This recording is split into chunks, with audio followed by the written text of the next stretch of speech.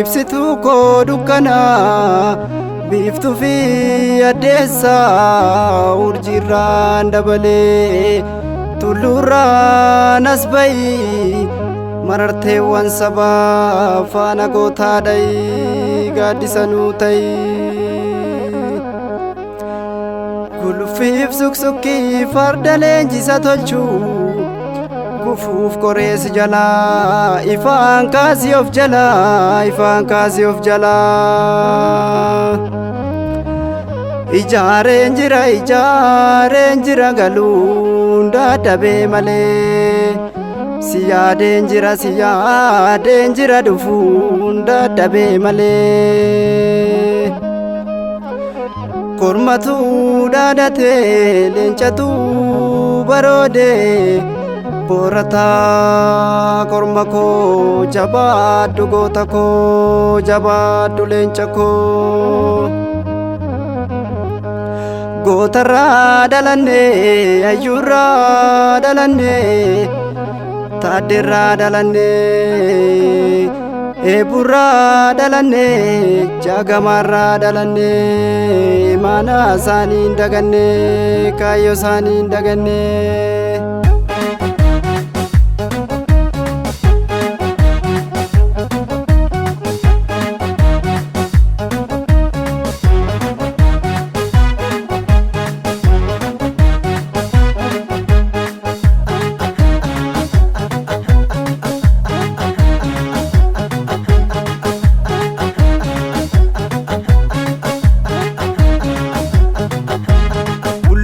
Naanneessini gaachana lola eebooni falmuu jabeessu Oromiyaan biyya dhageessu. Baddaarra roobe maaloo biqiltee dacheeni meelolii yaadoltuu goota nu dhalchee duraani. Gammoojjii gumgume boorachaa jira kormeeni boorataa dhugaa ko mee jabaadhu kee dhugaani.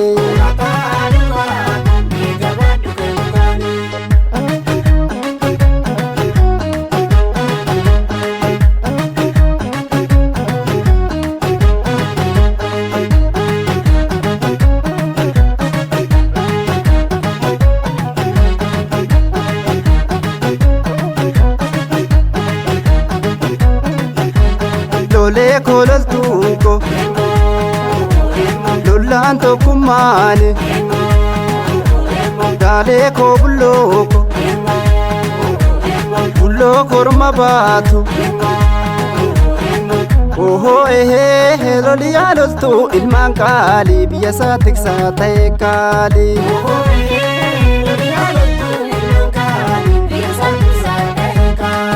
Ohoo ehee sori nyaaphaa sori qulqulleessi diinama raftu dhawooteessi.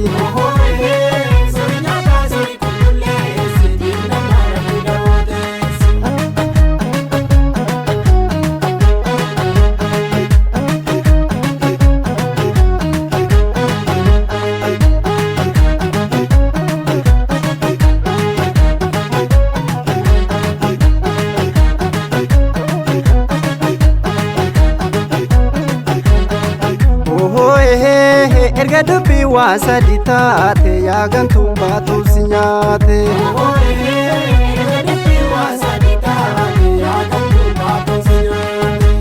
Burree koo burree boorataa ko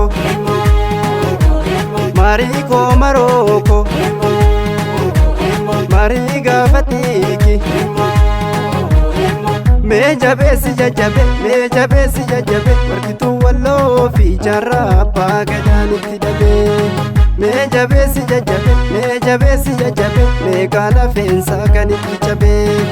Mee jabeessi jajjabe mee qaan lubbuusaa itti gabbaree.